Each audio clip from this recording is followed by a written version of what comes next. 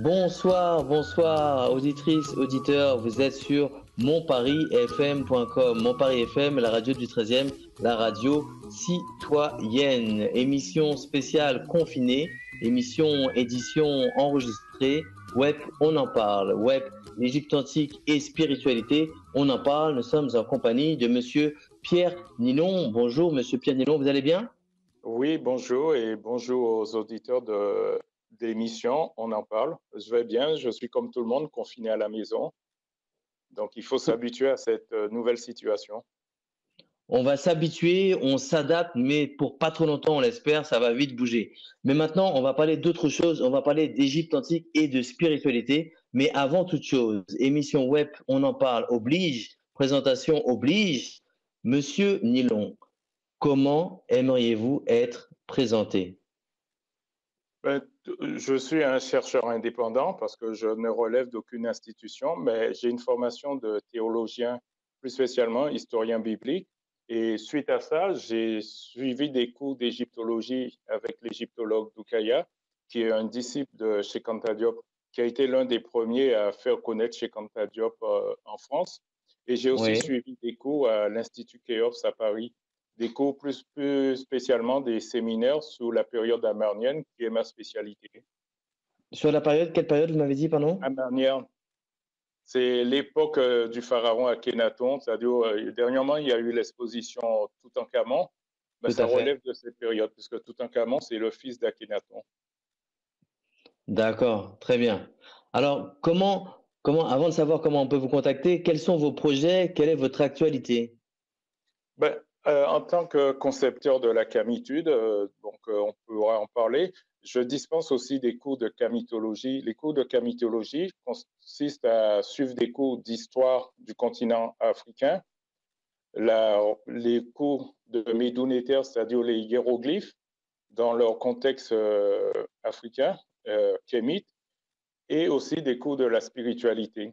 Et mon actualité aussi, mes projets, c'est de continuer mes recherches sur la vocalisation de la langue pharaonique, puisque l'égyptien ancien étant une langue morte, donc par convention, les Européens, les égyptologues occidentaux mettent des voyelles pour pouvoir vocaliser le mot, pour le prononcer.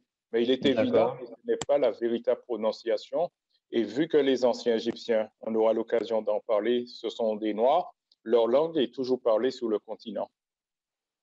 D'accord, d'accord. J'ai entendu camitologie, j'ai entendu kémet. Qu'est-ce qu'un kamite? Qu'est-ce qu'un kémet? Vous savez, je suis originaire des Antilles et à un certain moment dans les années 80, il y avait beaucoup de difficultés dans la communauté, des problèmes d'identité. Donc, Oui, on entendait souvent que les Guadeloupéens et les Martiniquais ne s'entendaient pas. On entendait que les Africains et les Antillais ne s'entendaient pas. Donc, je me suis posé la question, pourquoi tous ces petits problèmes dans la communauté? Bon, je me suis aperçu déjà en Afrique, il y a ce qu'on appelle la plaisanterie apparentée. C'est-à-dire, les gens qu'on aime bien, on aime bien les taquiner un petit peu, les charrier, comme diraient les jeunes, un peu comme les Français et les Belges ou les Normands et les Bretons. Mais par d'accord. contre, chez nous, on avait tendance à faire croire que c'était autre chose. Donc, je me suis posé la question sur notre identité. Qui sommes-nous vraiment? Et c'est là que je me suis aperçu que les différents mots qu'on utilisait pour se désigner, comme par exemple le mot créole désigne le blanc des colonies, personne de pure race blanche née dans les colonies. Donc ça ne nous convenait pas. Le mot Afrique, Africa, qui désigne à l'origine une déesse berbère qu'on adorait dans une grotte, d'où son nom, puisque le mot Africa vient du berbère Ifren Afri, qui signifie grotte. Et donc, comme Bernadette avait vu la Vierge dans la grotte, la Albi, donc les Berbères dans l'Antiquité adoraient une déesse dans une grotte, d'où son nom. D'accord. Et donc, ce n'était pas un mot qui nous désignait. Et en tant que théologien, je me suis dit, que dit, entre guillemets, ce que j'appelais à l'époque la parole de Dieu à ce sujet? Et j'ai vu que parmi les fils de Noé, il y en avait trois. Sem, qui était censé être l'ancêtre éponyme des peuples asiatiques, c'est-à-dire sur le continent asiatique, sans pour autant être de race jaune mongoloïde. Japhet, qui était l'ancêtre éponyme des peuples européens, et Cham, Cam, qui était l'ancêtre éponyme des peuples du continent africain. Donc c'est tout naturellement, comme la Bible dit, voici les fils de Cam. Je me suis dit, il faut qu'on s'appelle les fils de Cam. Et par la suite, j'ai rencontré un ami, Sekou Manga, qui avait déjà commencé un processus de retour vers le continent. Et il m'a dit que dans la plupart des langues, notamment aux Antilles, pour parler de quelqu'un originaire de tel pays, on dit Moun Martinique, Moun Guadeloupe, Moun la Guyane, Réunion, Moun Haïti. Et ce mot-là aussi, on les retrouve dans les langues bantoues, où ça signifie personne. Donc il m'a dit, au lieu de dire les fils de Cam, pourquoi ne pas dire les Moun Cam? Et c'est là qu'il a lancé la première association au monde où on se donnait le titre de Moun Cam. Et donc la camitude, mon concept de la camitude, c'est un concept qui vise à se réapproprier de son histoire, de sa spiritualité aussi. Parce que pour moi, si vous êtes dans la démarche du retour sur le continent, mais que spirituellement, vous appartenez toujours au maître, c'est-à-dire vous êtes dans une religion abrahamique, vous n'avez pas votre paradigme, c'est-à-dire votre vision du monde. Voilà. Wow. Et donc, c'est comme voir le monde à travers des lunettes qui ne sont pas adaptées à votre vision. Voilà. Mais alors, attendez, parce que là, on a commencé l'émission. Vous avez déjà dit des choses tellement assez extraordinaires qu'il faut revenir au début du podcast pour réécouter et pour comprendre tout ce que vous avez dit. On a compris dès le départ, mais pour bien le saisir, pour bien l'enregistrer, c'est juste édifiant. Les émissions web, on en parle, c'est ça, c'est promis. C'est toujours des émissions édifiantes. Monsieur Nilon, comment peut-on vous suivre pour en savoir plus? Comment peut-on vous contacter? On peut me contacter via ma chaîne YouTube. J'ai une chaîne YouTube qui s'appelle Pierre Nilon, tout simplement, avec 2 L. J'ai aussi ma page Facebook qui s'appelle aussi Pierre Nilon. On peut me contacter par mail via l'association, enfin l'adresse est Organisation Kamitik, en un seul mot, Kamitik, K-A-M-I-T-I-K, @gmail.com, ou tout simplement par téléphone au 06 15 13 34 82. C'est noté. On mettra ces informations en description du podcast et vous n'hésitez pas à revenir au début du podcast pour avoir ces informations. Et maintenant, on va faire une coupure musicale avec Thampa the Great Energy featuring Nadim Din Gabizi. Excusez-moi pour l'accent. I'm not an English one. Je suis francophone, mais voyez ce que je veux dire. On essaye quand même. Et Thampa the Great Energy, c'est juste un morceau délicieux. Je vous invite à vous mettre bien. L'émission n'est pas terminée. Il nous reste encore plus d'une demi-heure de connaissances à partager, de savoir à apprendre et à déguster. Une émission édifiante, web, l'Égypte antique et spiritualité. On en parle. C'est actuellement sur monparisfm.com. Ne quittez pas. À tout de suite.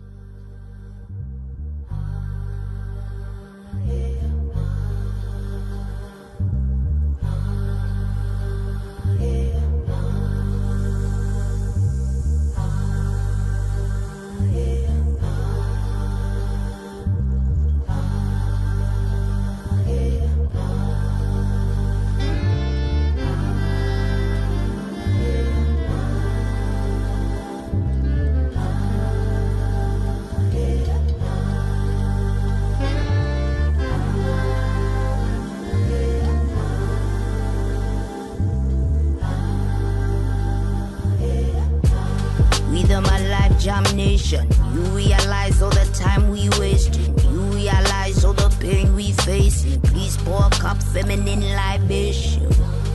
My gosh, we raising. Please sympathize all the lies we raising. Please realize all the time. Family energy, drank a couple quarters on my chorus, then I code up. If I wrote the word, money stacks for all my daughters. Never asked for payment in the womb ×9. Now we see the blood on the street ×try. Feminine energy, balance up the indestructible in the vaginal. Heaven in thine, heaven is mine. Spiritual, lyrical, mother sang sweetest taboo, rickle kind. If I was astonished by the level of shame, feminine energy, energy reign. Intuition and ambition, intuition shine. Intuition and ambition running through my veins. Pour out the love, let the healing begin. The birds and the bees ain't got nothing. The birds and the bees ain't got nothing. Energy.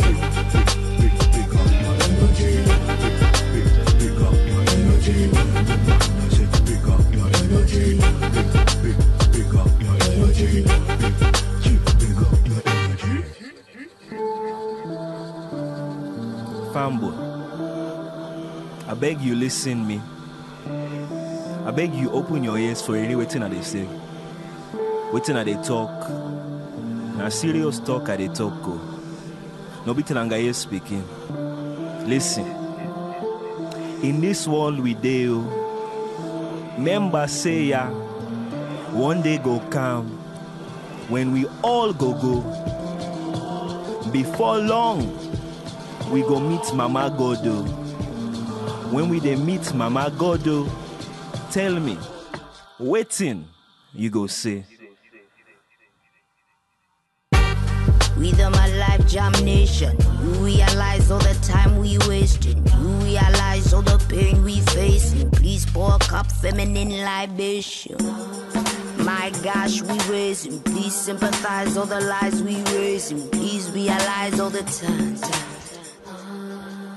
Female energy, 1 shot, 2 shot, 3 times sorrows. Carry all the weight of the world on your shoulders. Give a couple crowns to the woman who had bore us. Told us, focus, love and support us. Magical, umbilical, my universe is radical. Introduce the nation to embracing what is factual. Feminine energy, almost mathematical. You can't really sum up what is infinite and valuable. Feminine energy, balance up the indestructible in the vaginal heaven in thine. She sing a melody to pass the time. Give us her energy so she feel mine. If I was astonished by the level of shame, feminine energy never shame again. Rain, tamed, brain, praying, intuition and ambition running through my veins. Pour out the love, let the healing begin. The birds and the bees ain't got nothing. The birds and the bees ain't got nothing.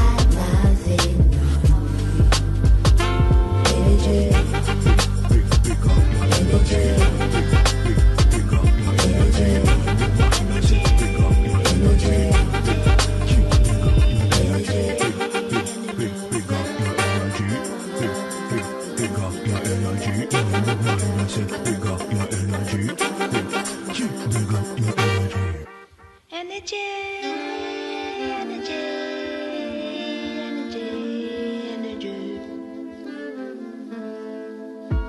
Web, on en parle. L'émission qui donne rendez-vous aux actrices, aux acteurs de changement. Consomme actrice, consomme acteur, rendez-vous sur Mon Paris FM, le site, l'application. Vous voyez, un morceau juste excellent, sympa, The Great Energy, un morceau à réécouter, à écouter au calme. Alors, nous sommes avec monsieur Pierre Nilon, un monsieur qui est donc égyptologue, historien, théologien. Et donc, j'ai quelques questions à vous poser puisque nous avons la chance de vous avoir avec nous. On est parti pour les questions, avant les questions web, on est parti pour quelques questions encore. Monsieur Nilon, Oui. puisque nous allons parler d'Égypte antique, combien de temps a duré cette période que l'on appelle précisément l'Égypte antique? C'est l'une des civilisations qui a duré le plus longtemps dans l'histoire de l'humanité. Cette civilisation a duré près de 3000 ans. Je ne sais Wow. pas si vous vous rendez compte, quand l'Europe compte à peine 2000 ans d'histoire, enfin 2000 ans d'histoire, puisque nous sommes en 2020. Donc c'est une civilisation dont le début se situe, à ce niveau-là, la chronologie n'est pas très très fiable, vers 3200. Donc c'est plus ou moins à 150 ans près, d'après les spécialistes, puisqu'il faut savoir qu'on n'a pas, disons, quelque chose où il y a une chronique avec les différentes dates, comme pour les Européens. Donc c'est par rapport aux dernières dates qu'on retrouve qu'on a pu additionner tout ça pour arriver à une chronologie qui arrive vers les 3200. D'accord ? Ce premier roi s'appelle Ménès, c'est lui qui va fonder la royauté égyptienne. Et cette civilisation va durer jusqu'au dernier pharaon qu'on appelle Nectanebo II, le même nom que son grand-père, vers moins 343. Donc si vous prenez moins 3200 à moins 343, ça nous fait pratiquement 3000 ans d'histoire, avec 30 dynasties. Chaque dynastie, c'est une famille royale. Et donc, cette civilisation a duré jusqu'à la conquête d'Égypte en moins 331 par Alexandre le Grand. Mais il faut savoir que durant ces 3000 ans, l'Égypte n'est pas restée au sommet de sa forme, si je peux dire. Il y a eu des invasions, il y a eu vers moins 1200 ce qu'on appelle les Hyksos. Le mot signifie chef étranger. Certains y voient, comme Joseph Flavius, les Hébreux de la Bible. Donc, c'est des gens venus du pays de Canaan, c'est-à-dire Israël, la Palestine, dans ces coins-là. Et après une période d'infiltration, ils ont envahi et colonisé l'Égypte. Finalement, ils ont été repoussés par les pharaons de la 18e dynastie, en tête Ahmosis. Et vers 1200, à l'époque ramesside, il y a eu aussi les invasions de ce qu'on appelle les peuples de la mer. C'est-à-dire c'est des populations européennes qui viennent de l'île de Sicile, Sardaigne, Crète, la Turquie, dans ces régions-là, dans tout le poteau méditerranéen. Ils ont envahi l'Égypte à l'époque des pharaons Ramsès II, Ménephta, Ramsès III, etc. C'est une guerre qui a duré pratiquement un siècle. Vous voyez, quand on parle de guerre de 100 ans, pendant un siècle, les peuples européens ont agressé les Égyptiens. Et finalement, ils se sont installés en Afrique du Nord. C'est les ancêtres des Berbères, justement. Et vers 945, il y a une dynastie berbère qui va prendre le pouvoir en Égypte. Et en 750, des Noirs venus du pays de Kouch, c'est-à-dire la région située au-dessous d'Aswan, vont se débarrasser des Berbères. Donc, ils vont donner aux anciens Égyptiens leur indépendance. Mais ça ne s'arrête pas là. En 663, les Assyriens, c'est-à-dire ça correspond à l'Irak de maintenant, sous la conduite d'Assurbanipal, vont faire aussi un raid à Thèbes pour coloniser l'Égypte. Ils seront aussi repoussés plus tard. En 605, en 605, les Babyloniens, avec Nabucodonosor ou Nebuchadnezzar, selon la Bible, lui aussi, il va essayer d'imposer sa domination sur l'Égypte. C'est à ce moment-là que les anciens Égyptiens vont perdre leur possession asiatique, c'est-à-dire tous les territoires qu'ils avaient conquis depuis l'époque de Toutmosis lors de la bataille de Megiddo. Donc, ils vont perdre ces pays-là. Et là, le pharaon qu'on appelle Néchao, il va se tourner plutôt vers le commerce. Et donc, ce sera le premier à faire le tour de l'Afrique, le pharaon Néchao.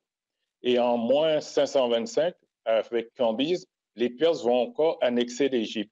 Tout ça pour vous expliquer rapidement, puisqu'il faut faire vite, que l'Égypte a connu durant 3000 ans. Mais en quelle année sommes-nous? Certains disent en 6256. Est-ce vrai? Oui, on peut le considérer, on peut même penser beaucoup plus, parce que 6256, c'est par rapport au calendrier. Donc ça fait partie des inventions des anciens Égyptiens, le calendrier. Donc on serait en 6256 de l'invention du calendrier kémite. Alors justement, quelles grandes inventions peut-on attribuer aux Égyptiens de cette époque, en dehors du calendrier kémite? En dehors du calendrier, puisque le calendrier est attesté, si vous voulez, à Napta Playa, c'est-à-dire on est aux environs de Thèbes, Abydos, en Haute-Égypte, quoique certains pensent que ce serait plutôt à l'époque du pharaon Djoser. Donc on peut attribuer déjà l'invention du calendrier, peu importe la chronologie qu'on va adopter, chronologie longue ou chronologie courte. Toujours est-il que les Égyptiens ont inventé le calendrier, la médecine, avec la momification notamment, parce que les anciens Égyptiens, on nous dit qu'ils ont inventé la momification, mais on a retrouvé aussi la momie d'un enfant noir en Libye, 1000 ans avant l'époque où les anciens Égyptiens ont pratiqué la momification. Parce que si vous voulez, l'Égypte, ce n'est pas la première civilisation. C'est l'Afrique qui a donné l'Égypte. En d'autres mots, les coutumes qu'on trouve en Égypte sont attestées ailleurs sur le continent bien avant. L'architecture aussi, avec Imhotep, qui va bâtir la première pyramide, ce qu'on appelle la pyramide de Djoser. Après, il y aura toute une série de pyramides, Khéops, Képhren, Mykérinos, les plus connus.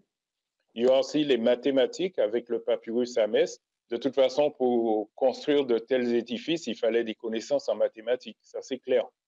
Parce que quand vous voyez l'alignement de ces monuments, non seulement par rapport aux astres, donc ce qui suppose aussi des connaissances du cosmos très avancées, on peut aussi attribuer aux anciens Égyptiens, entre autres, la religion. Donc, c'est en Égypte qu'on retrouve les textes les plus anciens, c'est-à-dire bien avant le Coran, bien avant les évangiles, bien avant la Torah, bien avant des textes d'Ougarit ou les tablettes de Djamès en Mésopotamie. Nous avons les textes des pyramides qui remonte environ au pharaon qu'on appelle Ounas. Donc, on est vers moins 2400. Donc, c'est les plus anciens textes religieux de l'humanité. Et ces grandes réalisations, telles justement les temples par rapport aux religions ou autres, les pyramides monumentales, ont-elles été réalisées avec la pratique de l'esclavage? Ah, ça, c'est une très bonne question. Vous savez, cette histoire de l'esclavage en Égypte remonte à moins 450. C'est dans les écrits de Hérodote que nous trouvons ce genre de discours. Pourquoi? Parce que Hérodote, quand il arrive en Égypte, lui-même, il est émerveillé. Il nous dit, nulle part je n'ai vu autant de merveilles qu'en Égypte. Donc, évidemment, lui, en tant que Grec, il va transposer ce qui se passait à Athènes. Athènes, trois quarts des habitants, c'était des esclaves. Il n'y avait pas de maison chez les Grecs où il n'y avait pas d'esclaves. Donc, Oui. c'était une civilisation basée sur le mode de production, sur l'esclavage. Et donc, Hérodote, qu'est-ce qu'il va se dire? Il va se dire, pour construire de tels monuments, ça a dû nécessiter une grande quantité d'esclaves. Et c'est là que Hérodote va imaginer cette fable que les pyramides, ces monuments ont été construits par des esclaves. D'ailleurs, il y a Diodore de Sicile et Magnéton de Sébennytos.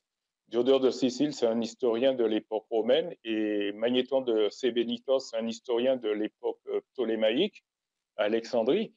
Et lui, il va dire, ils vont nous apprendre que Hérodote a falsifié l'histoire de l'Égypte en inventant des fables. Et donc, parmi ces fables, il y a l'histoire de l'esclavage en Égypte. Et bien évidemment, à l'époque ptolémaïque, on va rédiger plutôt la Torah, puisque la Torah n'est pas attestée avant l'époque ptolémaïque. Ce qui va se passer, nous sommes dans un milieu hellénistique. On est à l'époque de Ptolémée, fils de Lagos, qui est un général d'Alexandre le Grand. Et donc, c'est tout naturellement qu'on va reprendre cette fable d'Hébreux esclaves en Égypte. Mais de toute façon, vous savez, comme je vous ai parlé antérieurement des Hyksos, dont certains disaient que c'est les Hébreux, les Hyksos sont attestés en moins 2000 avant l'ère chrétienne. Or, à cette époque, les pyramides, tous ces grands monuments étaient déjà terminés depuis longtemps. Oui. Donc, ils ne pouvaient pas être l'auteur de monuments qui existaient avant leur arrivée. Et après ça, ce qui nous induit en erreur, c'est Hollywood, l'industrie cinématographique, qui va populariser la fable de l'esclavage en Égypte. Mais tous les égyptologues savent que l'esclavage n'a jamais existé en Égypte. D'ailleurs, le mot qu'ils empruntent pour dire esclave, c'est un mot qui existe notamment dans les langues africaines. Vous voyez, la langue égyptienne est constituée de ce qu'on appelle des squelettes consonantiques. Et pour le mot, c'est KM. Et donc, vous avez le mot Komo, qui en soninké va signifier tout simplement serviteur. Et d'ailleurs, le pharaon lui-même portait le titre de premier serviteur divin. Vous voyez?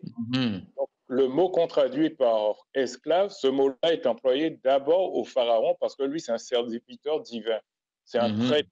Et vous avez le même squelette qui va donner le mot kama, qu'on retrouve en soninké, qui signifie maître. Donc, vous voyez déjà, le mot qu'on va traduire par esclave signifie déjà maître. Et on comprend pourquoi le pharaon va porter ce titre. Et on retrouve encore ce même squelette avec le mot kama qui signifie épouse en Kikongo. D'où le fait que la reine en égyptien est appelée Takamansu, qui signifie l'épouse du roi, tout simplement. D'accord? Donc, tout on ne peut pas parler d'esclaves en Égypte. Tout simplement, comme vous dites, tout simplement. C'est très simple, c'est limpide. Monsieur Nilon, c'est très très riche tout ce que vous nous partagez, tout ce que vous nous dites. On a encore un tas de questions à vous poser. On a les questions web également qui arrivent sur vos positions sur le bio équitable, sur ce que vous feriez si vous pouviez changer le monde. Mais émission édifiante, émission confinée, émission enregistrée oblige. On essaie de la faire plus courte pour qu'elle soit dense et de plus en plus intéressantes comme elles le sont toutes. D'ailleurs, on vous invite à écouter les podcasts des précédentes émissions sur monparisfm.com, rubrique podcast. Et donc, cette émission, elle est plus courte, mais très, très structurée et très, très riche. Donc, on fait de nouveau une coupure musicale. Désolé pour les intellectuels et les amoureux de savoir et de connaissances. Un petit peu de musique et on revient tout de suite avec Monsieur Pierre Nilon. On fait donc une pause musicale avec Masego et FKJ Tadou. Je le dis en français, Masego, FKJ Tadou. À tout de suite.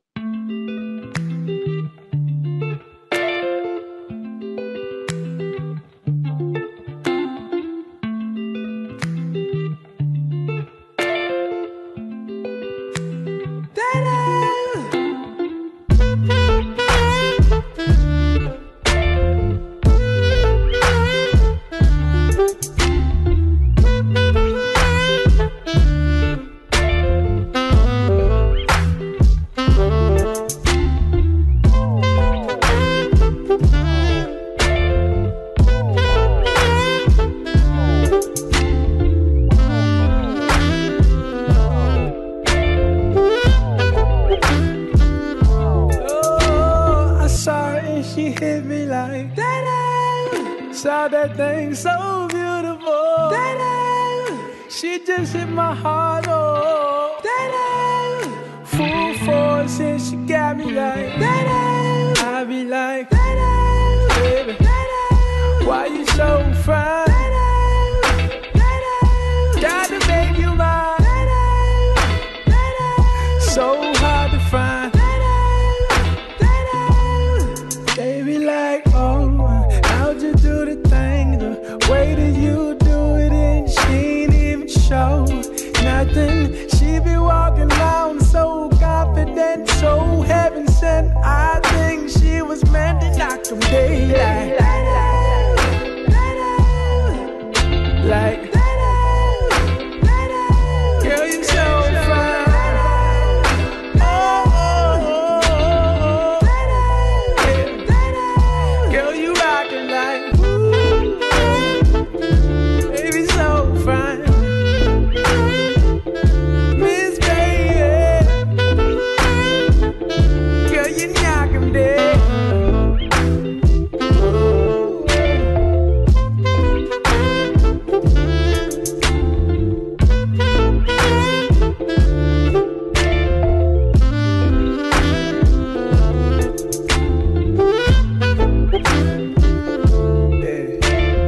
She was so sublime, super fine. She was never lying, strutting in the hills or her slides. Either way, eyes on her every single day, week, year. Everyone wondering how she does it with no fear. All that confidence, was it heaven sent? Does it come within? Does it come run out? I don't know. She'll just have them running out and in. Man, they want to sin, talking deadly sin with Mrs. Lady. I don't understand why she hit them like,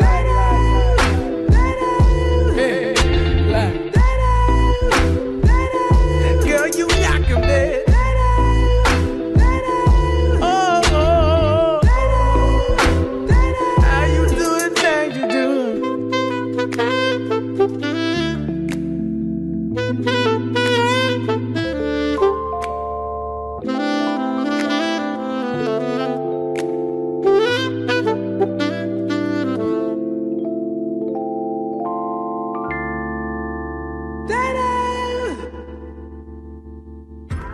Web, on en parle tous les mercredis de 19h30 à 20h30 en direct sur Mon Paris FM. Web, l'Égypte antique et spiritualité, on en parle. Émission enregistrée, émission confinée, mais pas résignée. Avec Monsieur Pierre Nilon. Vous allez bien, Monsieur Nilon? Vous êtes toujours connecté? Oui, je suis toujours connecté. Très bien, merci pour votre partage de connaissances et de savoir. C'est une richesse inestimable. On continue avec une nouvelle question avant les questions web. Comment peut-on envisager qu'une telle civilisation, donc la civilisation de l'Égypte antique et tout ce qu'elle a comporté, que de telles constructions ont pu être constituées sans travail forcé? Oui, ben justement, ça revient à ce que je disais précédemment. Donc, cette histoire d'esclavage, de travail forcé, ça vient d'Hérodote. Mais je peux poser une question pour vous expliquer. Par exemple, le Stade de France a-t-elle été construite par des esclaves ou des ouvriers spécialisés? Donc, évidemment, nous sommes contemporains. On sait très bien que le Stade de France, il n'y avait pas des esclaves qui travaillaient.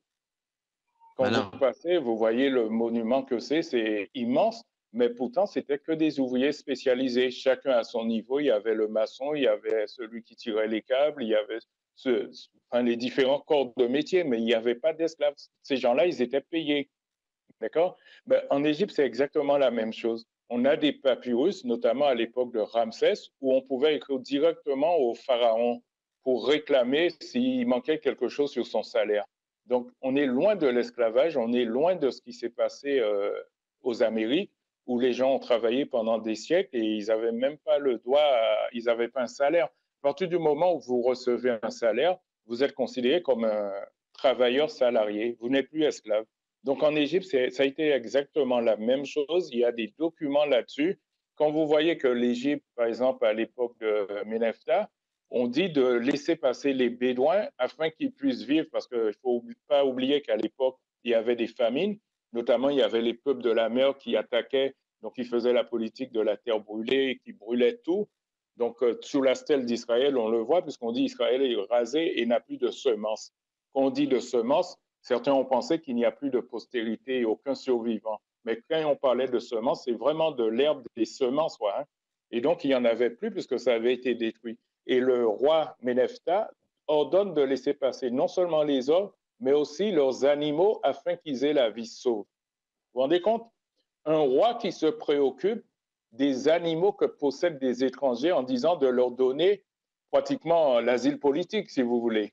Quand on voit que maintenant en Europe, on ne laisse pas passer des êtres humains pour avoir la vie sauve, le pharaon se préoccupait de la vie de leurs animaux. Donc, comment on peut imaginer qu'un tel degré de civilisation, on puisse réduire des gens en esclavage? C'est inimaginable. Ensuite, ce qu'il faut savoir, c'est qu'en Égypte, tout comme maintenant, vous payez les impôts, d'accord? Les impôts, c'est environ 1 mois de salaire pour tout le monde. Mhm. En Égypte, ils avaient trouvé, puisqu'il n'y avait pas forcément la monnaie, on faisait du troc. Donc, les gens, ils travaillaient, certaines personnes travaillaient, ceux qui ne pouvaient pas payer les impôts, parce que les impôts, on payait avec la moisson. Et d'ailleurs, le mot moisson en égyptien et le mot impôt, c'est le même mot. C'est-à-dire, une fois que vous faites la moisson, vous donnez une partie à Pharaon. Et ceux qui n'avaient pas de récolte, ben, ils travaillaient 1 mois pour Pharaon. Donc, ils travaillaient 1 mois à édifier ces monuments. C'était une façon de payer l'impôt. Vous voyez? Donc, c'est pour vous dire, on n'est plus dans la même vision des choses. Donc, voilà comment on a pu construire cette civilisation. Alors, avant de vous poser notre question, avez-vous vu le reportage Pyramide K 2019 et qu'en pensez-vous? Oui, c'est un très bon. D'ailleurs, je l'ai vu. D'ailleurs, je suis en contact avec Frémi Kachniki. On en a discuté. Et franchement, c'est un très bon document parce que pour la première fois, on explique beaucoup de choses. Et je peux vous dire que c'est le meilleur documentaire sur l'histoire de l'Égypte à l'heure actuelle. Donc, à voir. Donc, on conseille Pyramide K 2019. J'en fais la promo. Vous me permettez, monsieur Nilo, hein, j'en fais la promo, surtout en période de confinement. Je pense Oui, que c'est moi aussi, je conseille ce documentaire. 3h36 à gagner. Donc, voilà, à partager et à regarder. Alors, une question là qui est presque personnelle, monsieur Nilon. Connaît-on aujourd'hui le régime alimentaire des anciens Égyptiens? Ah, ça, c'est une très bonne question. Et bon, personnellement, je n'ai pas fait de recherche sur le sujet, mais à travers mes recherches sur l'Égypte, j'ai une petite idée de leur régime alimentaire. Parce que Oui. quand vous étudiez les textes, vous tombez inévitablement sur certains aliments qui sont mentionnés. Bien Et sûr. donc, à travers mes recherches, je peux vous dire qu'ils consommaient du mil, dans ce qu'on appelle sano, sorgho. Et en égyptien ancien, justement, ils disent le mot sano, comme en bambara ou en wolof. C'est exactement le même mot. Qu'est-ce que c'est? Le mot sano, ça signifie le mil. Donc, c'est comme ça que les anciens Égyptiens disaient. Donc, vous voyez, et justement, ils ont aussi un plat qu'ils faisaient, et ce plat, ils appellent ça le to. Vous voyez, c'est ce que en hiéroglyphes, c'est représenté, c'est classé, si j'ai bonne mémoire, dans le classement Gardiner, c'est le hiéroglyphe X1, qui est ce qu'on appelle la galette de pain, mais qui, en fin de compte, représente le to, qui est un plat qu'on retrouve jusqu'à maintenant en Afrique de l'Ouest. Et donc, c'est ce qui va donner la lettre T au niveau des lettres de l'alphabet. Donc, vous voyez, donc ils ont déjà ça en commun, non seulement le mil, qu'ils appellent exactement pareil, ils ont un plat qu'ils appellent to, exactement pareil que les peuples d'Afrique de l'Ouest, et ils ont aussi le blé. Le blé, ils vont l'appeler, apparemment on dit que le blé viendrait de la Mésopotamie. Bon, je n'ai pas fait de recherche là-dessus, parce que vous savez, je ne peux pas tout faire, mais ce que je peux vous dire, c'est que le blé, il l'appelle poti ou butu. Et ce mot-là, on les retrouve dans les langues bantoues. Ce mot-là signifie la semence, les graines. Et le blé, pour eux, c'était exactement ça, quoi. Ils ont aussi le lait, ils en consommaient beaucoup. Sur les bas-reliefs, vous pouvez voir qu'ils sont en train de pratiquer, de traire les vaches. Et le lait, il l'appelait kosam, comme en peul. Est-ce qu'ils consommaient de la viande? Oui, j'en reviens. Oui, ils consommaient de la viande, mais apparemment pas beaucoup. Ce qu'ils consommaient comme viande, c'est le poisson qu'ils appellent rohum, qui est un mot qu'on retrouve aussi chez les pêcheurs, les bous au Sénégal et ça signifie le poisson mulet. Vous voyez, un poisson qu'on appelle le poisson le mulet, quoi. Et c'est ce poisson-là, ils consommaient. Ils consommaient aussi du poulet qu'ils appelaient D'accord. comme dans les langues, comme en Bassa, par exemple. Donc, sous les bas-reliefs, d'ailleurs, vous pouvez voir les Égyptiens qui chassent et qui mangent du poulet, par exemple, à l'époque d'Akhenaton, où je suis spécialisé. On Ils peut chassent voir le les poulet. filles, oui, on peut les voir avec des cuisses de poulet en train de manger, ou même, on parle du foie gras aussi qu'ils connaissaient. Donc, ils avaient un régime assez varié, quoi. Il y avait des céréales, il y avait du lait, il y avait aussi de la viande. Ils n'en consommaient pas en quantité industrielle parce qu'il faut dire, sous les bas-reliefs, c'est plutôt l'aristocratie qu'on voit. Donc les D'accord. gens qu'on voit manger de la viande, c'est plutôt Ouais. les rois. Mais le Ouais. peuple devait plutôt se contenter d'une galette comment on appelle ça là, du taux, et de boire du lait. Éventuellement, ben, les riches buvaient de la bière et du vin aussi. Voilà. C'est ce D'accord. qu'on sait de leur régime alimentaire. Mais d'ailleurs, on parle d'eux, les Égyptiens de l'Égypte antique. Mais d'où venaient-ils et qui étaient-ils? Ah, ça, c'est une très bonne question. Comme je vous l'ai fait remarquer à travers déjà leur langue, Oui. les mots pour désigner certains aliments sont exactement les mêmes qu'on retrouve en Afrique, chez les peuples noirs. Ben, dans l'Antiquité, on ne se posait pas la question. Si vous prenez déjà la Bible dont je vous ai parlé au début, on dit que les anciens Égyptiens, ils descendent de Cam. Et même dans le psaume, on parle de l'Égypte comme étant le pays de Cam. Le mot signifie charbon. Donc, ça vous donne une idée déjà de où ils pouvaient venir. Certainement pas de l'Europe, ni du continent asiatique ou de l'Amérique.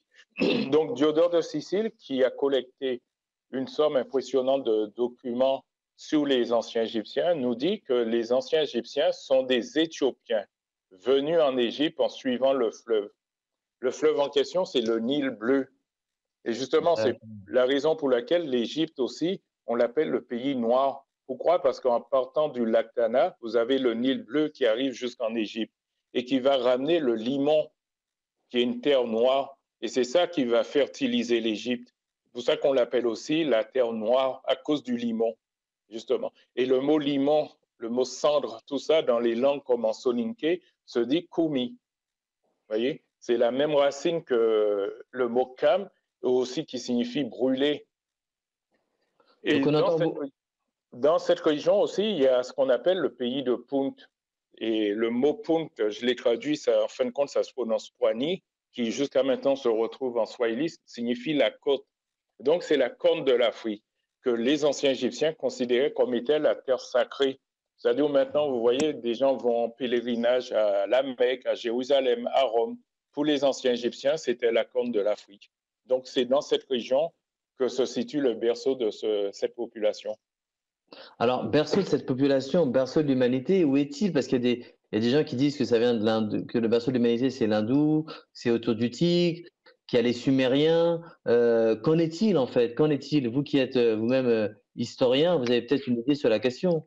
Les gens disent ça maintenant, parce qu'il y a un nouvel ordre mondial. Mais dans l'Antiquité, la question ne se posait pas, puisque Diodore de Sicile, encore une fois, il se fait l'écho des savants de l'époque. Il y a 2000 ans, il disait il est unanimement reconnu que les premiers hommes, c'était des Éthiopiens. Donc, ce n'était pas quelque chose qu'on discutait. Et d'ailleurs, dans toutes les régions que vous citez, on n'a retrouvé aucune trace de présence humaine antérieure à ce qu'on a retrouvé en Afrique, et notamment en Afrique de l'Est. Vous voyez? Donc, on peut tout dire, mais encore faut-il être capable de le prouver. Les plus anciens spécimens de l'humanité, d'hommes, ont été retrouvés en Afrique de l'Est. Donc, ça veut tout dire. L'humanité est née là. C'est par rapport à la tradition biblique que dans la Torah, à l'époque des Ptolémées, on va rédiger la Torah. Donc, pour certains, il n'était plus question que l'humanité ait une origine africaine. Et donc, on va déplacer le berceau de l'humanité. En fin de compte, c'est le berceau des peuples sémites qui se trouvent en Mésopotamie. Et nous, comme on va adopter les religions abrahamiques, donc on va automatiquement penser que le premier homme s'appelait Adam et qu'il est né dans le jardin d'Éden entre le Tigre et l'Euphrate. C'est tout simplement ça. C'est le résultat d'un conditionnement, mais que si vous cherchez vraiment des faits archéologiques, ça ne tient pas le coup. Ça ne tient pas le coup. Information édifiante, pause musicale obligée. On est parti avec Burna Boy, Odogwu. Monsieur Nilon, vous ne quittez pas, on reste avec vous. On est en condition directe, émission enregistrée tout de même sur monparisfm.com, émission web, l'Égypte antique et spiritualité, on en parle. Émission à ne pas rater en podcast, à partager bien sûr. On écoute Burna Boy, Odogwu. À tout de suite.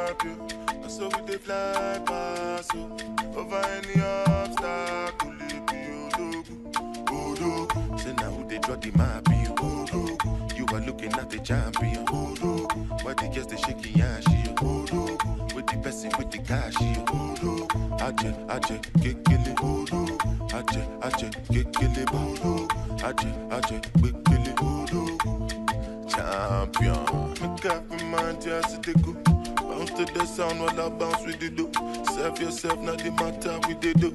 I'ma you this slow. Move, make a move. I go slide, then you go sink like a boat. Me, I just they laugh like say life is a joke. I'm like you broke girls with they clean, with they go. If your boyfriend don't get money, then they can't go. Go back. When I reach Triple-Land, then calling me Odogwu, Odogwu. And I sign, cut it down, I put down for Egu, Odogwu. And nobody can stop you. So we dey fly past over any obstacle. Oh my God, what a symphony! So tell me what has gotten into me. As I roll, I pull up in a Bentley, and with the diamond shine on every ring you see. Lights on, I become mother. They get them want to touch it from my banana. And if you know get work, you be Jankara. I beg you, so make you go sit down for one corner. Gone deep, but damn it. Need my apology, you know I wanna see. But if I guess with the totally, look at the lobby. When I reach Triple-Land, then calling me Odogwu, Odogwu. And I sign, cut it down, I put down for Egu, Odogwu. And nobody can stop you. And so we dey fly past over any obstacle. Odogwu, Odogwu. Say now who they draw the map? You are looking at the champion. Why the girls they shaking ass? With the person with the cash. Aje, kekele. Aje, kekele. Aje, kekele. Champion.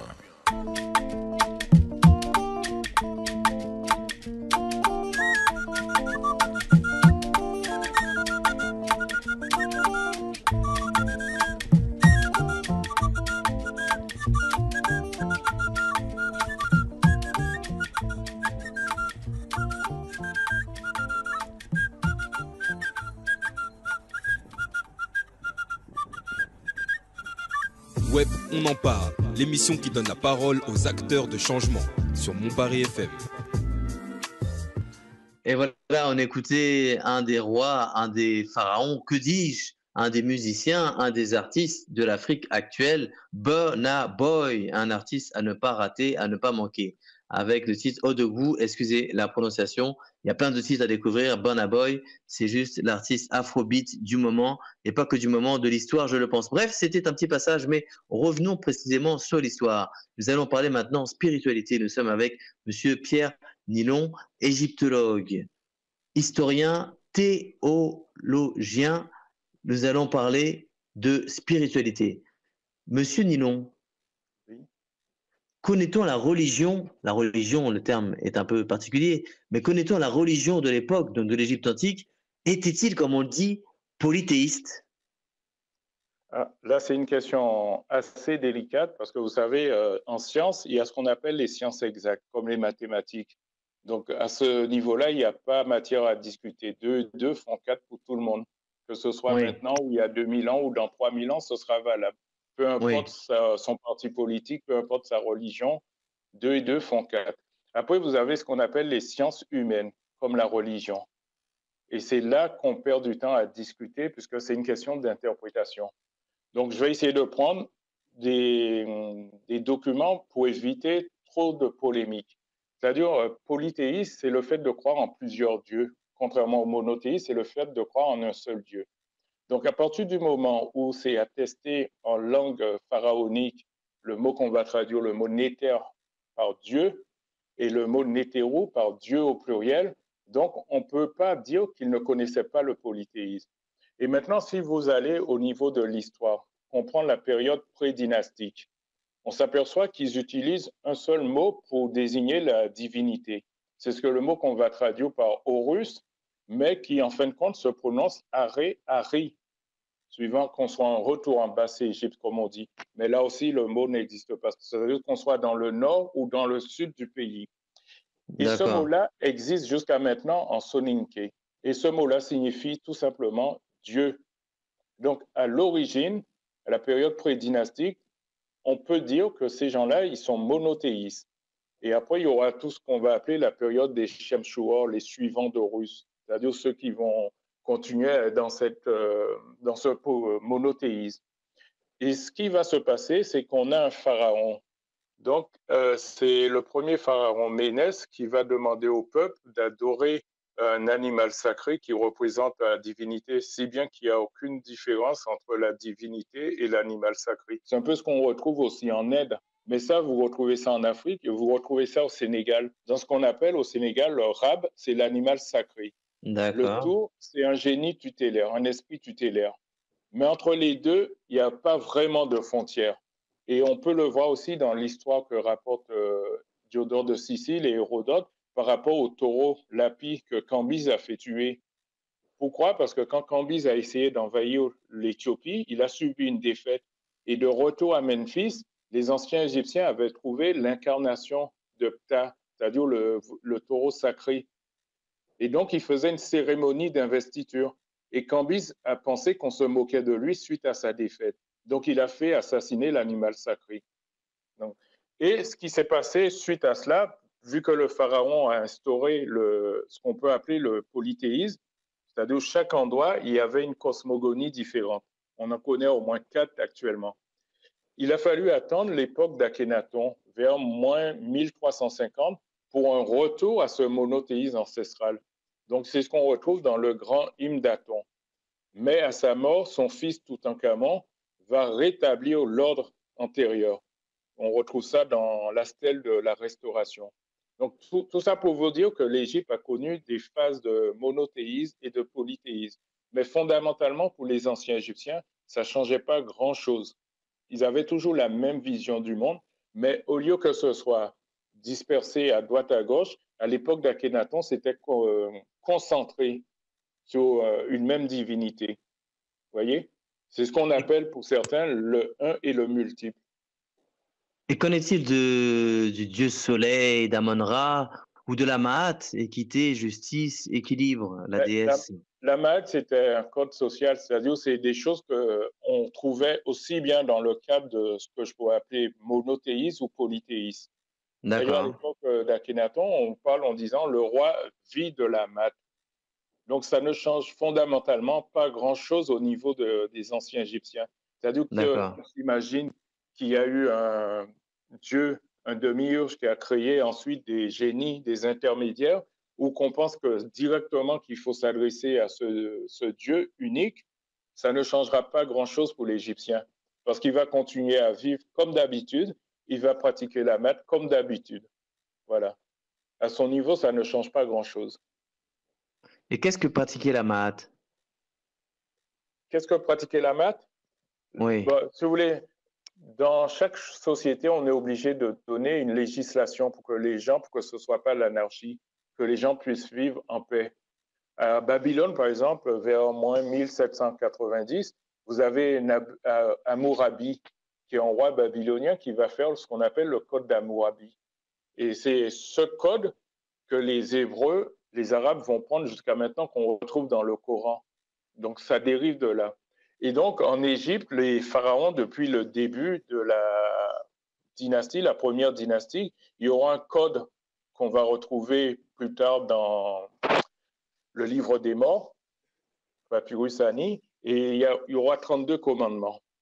Et dans ces commandements, il sera marqué « je n'ai pas tué, je n'ai pas volé », etc. Vous pouvez trouver ça sur Internet ou dans le livre de Théophile Obenga, Philosophie africaine de la période pharaonique. Vous voyez? D'accord. C'est un code pour vivre en société. Parce que toutes les sociétés civilisées ont des lois. Et ça a commencé d'abord en Égypte. Voilà, c'est ça la math. Le mot signifie l'équilibre, la vérité. Il faut qu'il y ait de l'équilibre, quoi. Et en revenant sur ces spiritualités donc d'Égypte antique, est-ce que cette spiritualité a complètement disparu, c'était complètement effacée de nos jours? Non, pas vraiment. Il faut savoir que cette religion, en moins 525, quand Cambyse a envahi l'Égypte, je vous ai parlé tout à l'heure qu'il a fait tuer le taureau sacré. Donc, certains Égyptiens se sont enfuis parce que Cambyse, on pensait qu'il était fou, s'attaquer à un animal sacré. Donc, les Égyptiens se sont enfuis vers la Nubie et suite à cela, il y a un griot qui s'appelle Yoho Diao qui nous dit qu'il y a eu, en partant de là, 6 migrations vers la Sénégambie. Donc, ces gens, ils ont quitté la Haute-Égypte pour se diriger en Sénégambie, en laissant des colonies un peu partout, au Mali, au Niger, jusqu'au Sénégal. Et par la suite, à l'époque chrétienne, l'empereur Théodose va interdire la religion égyptienne pour imposer le christianisme. Donc, il y aura un édit en 391, et il y aura beaucoup de massacres jusqu'en 551 où ce sera interdit officiellement de pratiquer la religion égyptienne et on va fermer le dernier temple, le temple d'Isis à Philae. Et donc, c'est tout naturellement que les Égyptiens vont s'enfuir. Et cette religion qu'on pratiquait en Égypte va se retrouver pratiquée dans la forêt, dans le bois sacré. C'est ce qu'on retrouve à travers ce qu'on appelle les cultes animistes, comme le Komo au Mali, le Vodun au Bénin, le Kissi au Congo, au Risha qu'on retrouve au Nigeria chez les Yoruba, ou le Bori qu'on va retrouver même dans le Maghreb chez les Gnawa. Voyez, donc cette religion n'a pas disparu. Seulement, cette religion se retrouve dans un stade, on dirait, dégénéré, puisque la religion, les prêtres ont été tués. Et donc, ceux qui se sont enfuis, ils ont tant bien que mal fait survivre cette religion. Mais que penser alors des religions révélées, des religions révélées, du judaïsme, du christianisme et de la religion musulmane? Ben, ça veut dire qu'à un certain moment, les peuples ont pris la suprématie et tout naturellement ont imposé leur vision du monde. Donc les religions ont révélé, c'est-à-dire le judaïsme, le christianisme et l'islam, s'inscrivent dans un paradigme de peuple européen. Donc ce n'est pas notre vision du monde. Adopter une religion abrahamique revient pour un noir à voir l'univers à travers des lunettes non adaptées à ses yeux. Et donc, forcément, il aura une vision déformée de la réalité. Et c'est ce qu'on voit actuellement. Et donc, à partir du moment où vous avez une vision déformée de la réalité, donc c'est tout naturellement que vous acceptez que l'humanité soit apparue en Mésopotamie. Et tout sera fait d'ailleurs pour conforter cette thèse de l'humanité. Et donc, vous voyez par exemple, des Noirs qui sont dans les religions abrahamiques vont défendre les intérêts de leur maître, tout naturellement. Donc, on l'a vu, beaucoup de Noirs vont partir en Syrie pour combattre aux côtés de Daesh, par exemple, alors que des Noirs sont massacrés en Afrique, ils ne s'en soucient pas, parce qu'ils estiment que ce n'est pas la même religion, ils ne sont pas dans la même vision.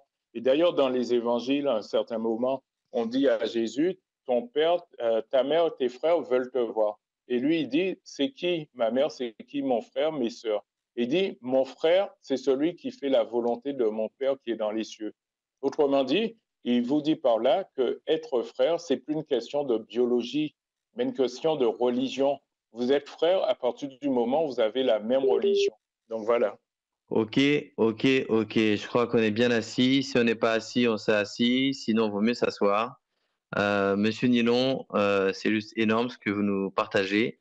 Après, à chacun, bien sûr, de garder son libre arbitre et son âme et conscience. Mais tant de connaissances et de savoir, ça fait réfléchir. On va faire une pause musicale avec Chika. Attention, Chika, une découverte, Chika. Vous pouvez trouver sur les sites internet où il y a de la musique.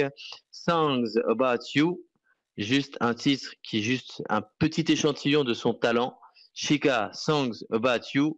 On découvre, on écoute et à tout de suite pour les questions web avec monsieur Pierre Nilon, égyptologue, historien, théologien. À tout de suite.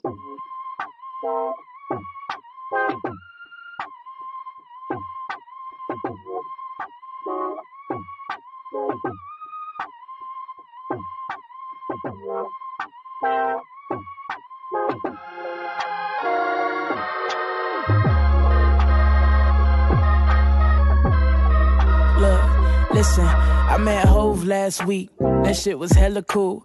Diddy introduced me as best of the new school. Not too shabby for an Alabama bitch for getting rich. I got respect from heavy hitters and did it without a disc. And I came to deliver. I'm all for Twitter. And in your speakers, we gon' see who really fucking with her. Man, I can't wait to see the judge drop collectively. When these songs drop notorious with the art pop, one hell of a picture. And I know ain't got no hourglass figure, but I can get smaller while my pockets getting bigger. They worry about me and now who out with they nigga. They break their own heart and now they winding up bitter. And now they start projecting all their clouds on me.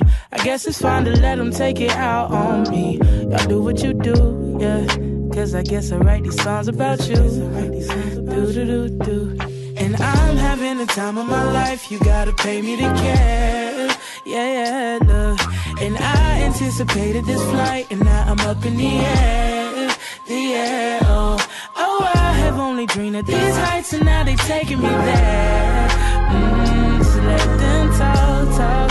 Yeah, that seems fair. Look, listen, I ain't no average nigga to pick of a litter. I sooner have a hit if my ass was a little bit bigger. Sat back and watching, plotting ways I can come and obliterate the whole game. These bitches think that I'm playing. They doing shit I ain't fond of. It's like my name isn't James. I'm 22 making money. I feel too blessed to complain, but I'm much better than the next man. I'm married to the game and I swear God has been the best, man. I sound too fucking pressed, man. Let's backtrack. The accolades, I have that. The pressure fucking stacked at the weight of a gravel backpack. And shit I wrote a month ago outdated, just like snapbacks. And 7 told me if I want that body, I can snap back. Ain't gonna tag rapping, hit them so hard they wonder what happened. No capping, hoes lacking. I said it, what's crack? I set the precedent. At this point I'm your president. Now how you sick is me becoming function as the medicine. Say light bulb, no Edison. I fought hard, they let us in competitive. I knock these bitches lights out like a sedative. Your fave got hella hits, becoming 6 with writers credited. My lyrics come embedded, I breathe in these niggas sweating. Your favorite rapper no better, his favorite rapper OG. My favorite rapper my brother, his favorite rapper is me. You pay to get in and see us, we paid and get in for free. Bitch, I prayed on each of my visions, not everybody gon' see. Yeah, I'm having the time of my life, you gotta pay me to care.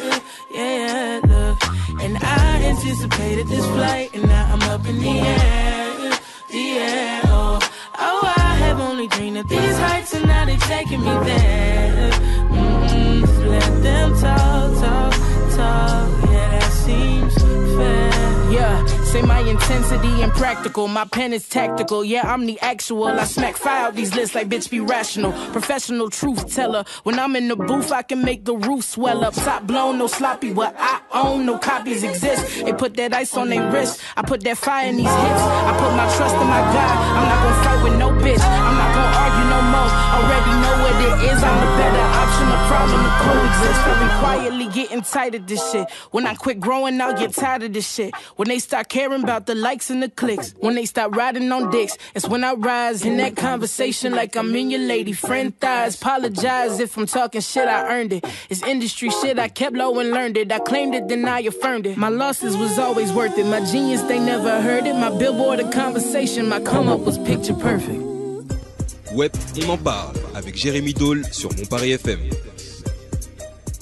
C'était Chika Sang About You, une artiste à découvrir. Vraiment, c'est juste extraordinaire ce qu'elle fait. Il y en a beaucoup, on en découvre presque tous les jours. Non, peut-être pas. Peut-être tous les mois, même pas. Mais des artistes comme celle-là, Il y en a vraiment à découvrir et merci Internet parce que ça permet de découvrir. Et si elle est en concert bientôt sur Paris, on en parlera sur Paris ou ailleurs d'ailleurs. Dites-nous parce que ça vaut le coup. On est sur monparisfm.com. Nous sommes avec Monsieur Pierre Nilon, égyptologue, historien, théologien. Dernière partie d'émission, les questions web. Les questions web, on en parle. Émission web, égyptologie, spiritualité, enfin plutôt l'Égypte antique et la spiritualité, on en parle, on en a parlé. Et maintenant, les questions web. Vous êtes toujours là, Monsieur Nilon? Oui, je suis toujours là. Monsieur Nilon, le bio, l'équitable, y croyez-vous? Pratiquez-vous? Ah, c'est une très bonne question. Il y a tellement de choses à dire à ce sujet. Et bon, pour vous dire la vérité, au niveau de la nappe phréatique, donc on Oui. sait que la nappe phréatique est polluée avec tout ce qu'on déverse comme même le chlordécone déjà aux Antilles. Donc il y a d'autres, comment on pourrait appeler ça là, d'autres produits chimiques qu'on déverse chaque année, chaque jour, chaque mois sur la Terre. Il y a les océans, le mercure, tout ce qu'on déverse. Donc, la nappe phréatique est polluée. Ça, c'est clair et net. Donc, pour moi, il ne peut y avoir vraiment une alimentation bio, mais une alimentation plus ou moins polluée. Parce que tout ce qu'on fait pousser, c'est au niveau de la Terre.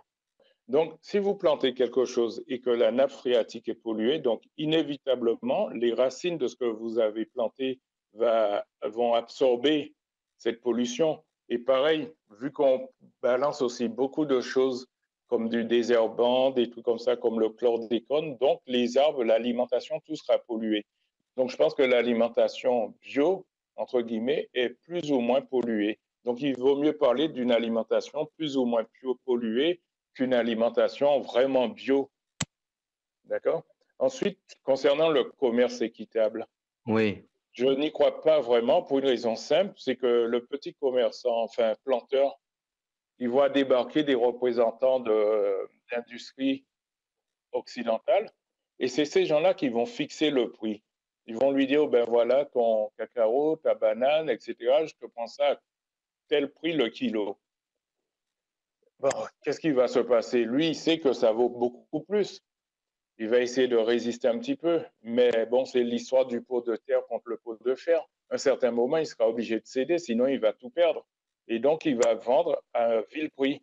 Donc, ça ne peut pas être du commerce équitable quand c'est l'acheteur qui fixe le prix de ce qu'il achète lorsqu'il ne vole pas tout simplement. Vous voyez, comme les matières premières en Afrique, c'est pillé. Donc, il ne peut pas y avoir de commerce équitable. Voilà. C'est entendu, c'est entendu. Ce sont les questions web. Il n'y a pas de bonne ni de mauvaise réponse. Ce sont les vôtres et c'est entendu. Elles sont très très claires et très intéressantes. Deuxième question web, on en parle. Monsieur Ninon, Oui. si vous pouviez changer le monde, que changeriez-vous dans le monde? Ce que si j'avais le pouvoir de changer quelque chose, je dirais que je changerais nos dirigeants qui ne défendent pas nos intérêts, les intérêts de leur population, mais des groupes financiers. C'est-à-dire, on nous dit que nous sommes dans une démocratie, mais quand vous voyez bien, la démocratie, c'est qu'en période électorale. À ce moment-là, le peuple décide entre la peste et le choléra. Donc, on met des gens au pouvoir, mais une fois qu'ils sont là, ils sont déjà dans le programme, dans leur planning électoral. C'est-à-dire les présidentielles, ils vont vous dire après il y a les législatives, il y a ceci, cela. Donc ils sont dans des calculs. Leur intérêt, c'est pas l'intérêt du peuple, mais simplement des groupes financiers. Bon, c'est des gens, ils vont vous dire au niveau des salaires, par exemple, ils vont trouver qu'il faut baisser, qu'il y a ceci, cela, qui manque. Mais eux, ils ont le cumul des mandats. Vous voyez? Ils essayent, ils sont maires, ils sont députés, ils ont plein d'avantages que le peuple n'a pas. Donc, pour moi, c'est ce qu'il faudrait changer, ceux qui nous dirigent. Parce que quand la tête est pourrie, ben, le corps suit automatiquement. Et d'ailleurs, pour revenir en Égypte, il y avait justement une cérémonie qu'on appelait le Hebsed, qui consistait à savoir est-ce que le roi est en pleine possession mentale de ses facultés mentales et physiques. Vous voyez? Donc, on devrait faire ce genre d'épreuve à nos rois, plutôt que de les garder jusqu'à la fin de leur quinquennat. de temps en temps, chaque année, on devrait leur faire un bilan de santé pour voir s'ils sont en pleine forme physique et mentale. Et auquel cas, à l'époque, bien avant l'époque prédynastique, il y avait ce qu'on appelait le sacrifice rituel. On les tuait tout simplement. Donc, maintenant, je pense que si on rétablissait des choses pareilles, eh ben, les rois, les dirigeants, ils prendraient plus au sérieux leurs fonctions.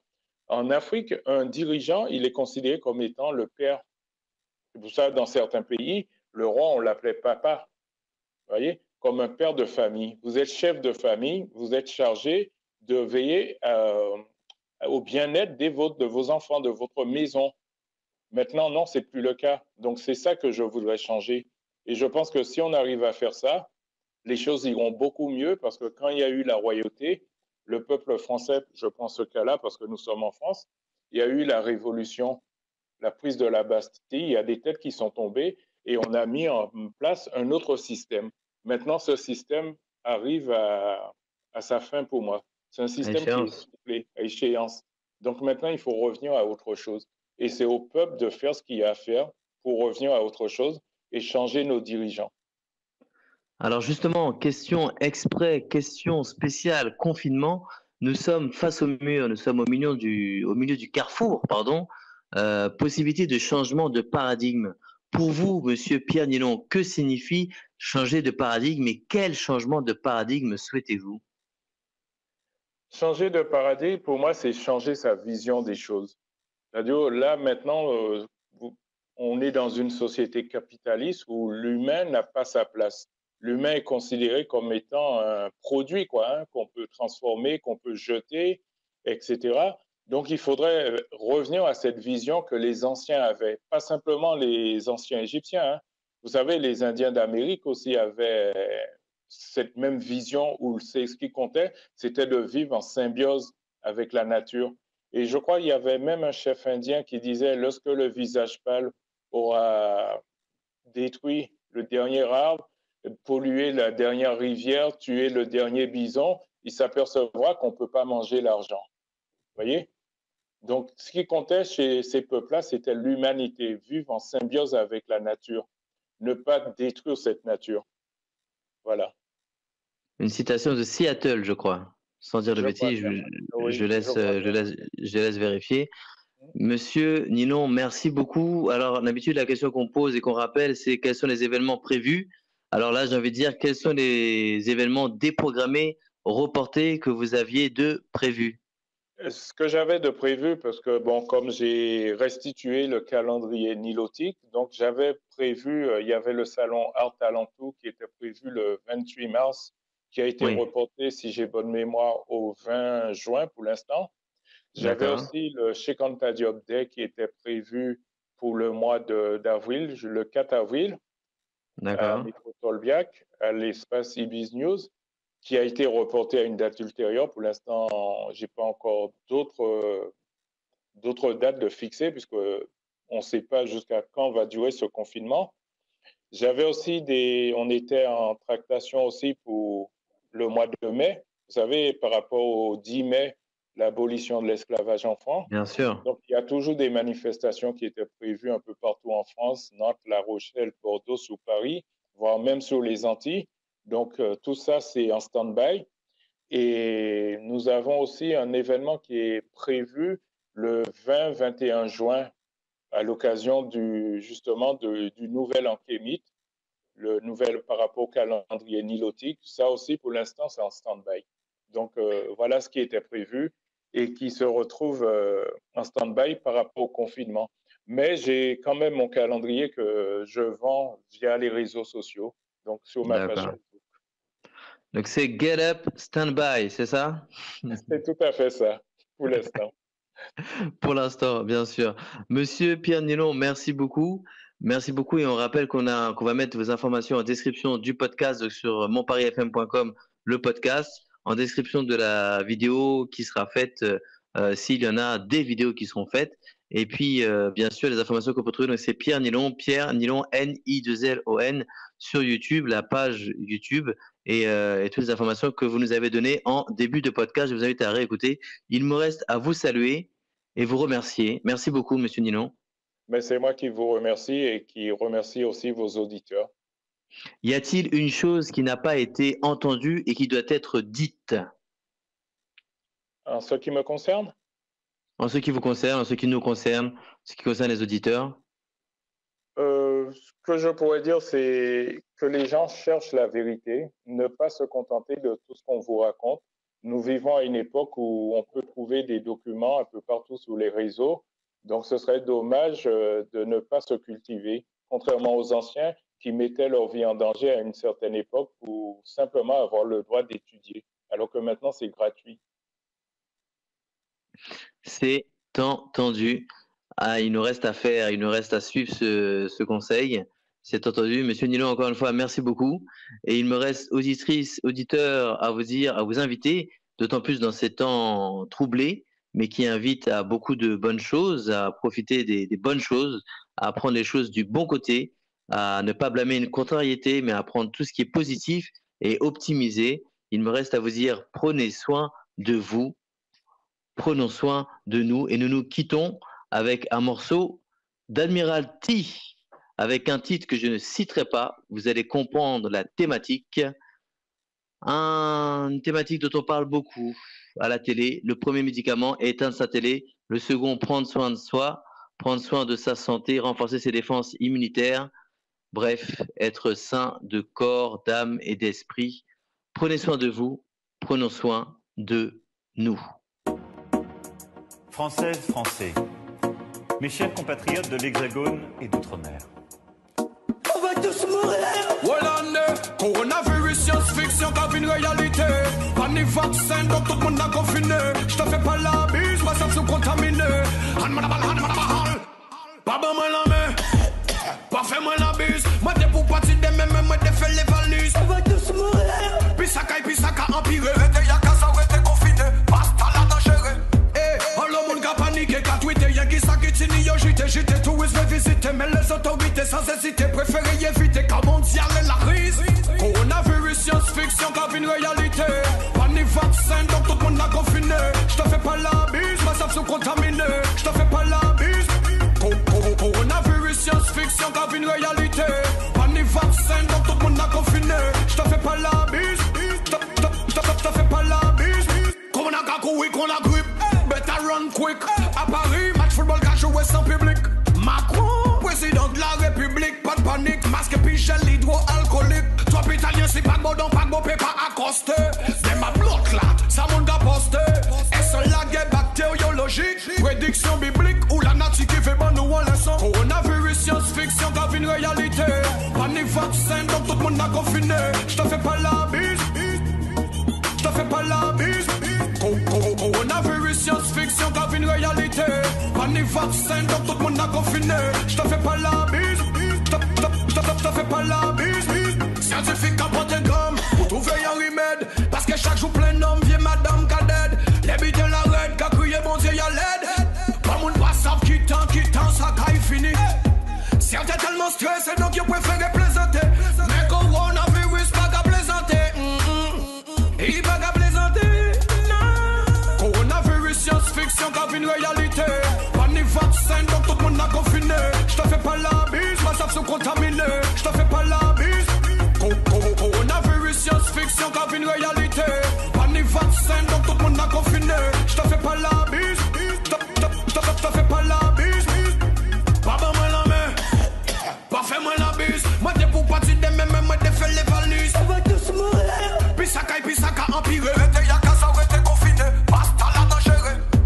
Le monde a paniqué, qu'a tweeté, y'a qui s'acquittini, yo j'étais touriste, vais visiter, mais les autorités sans hésiter, préférer éviter, car mondial est la crise. Coronavirus, science-fiction.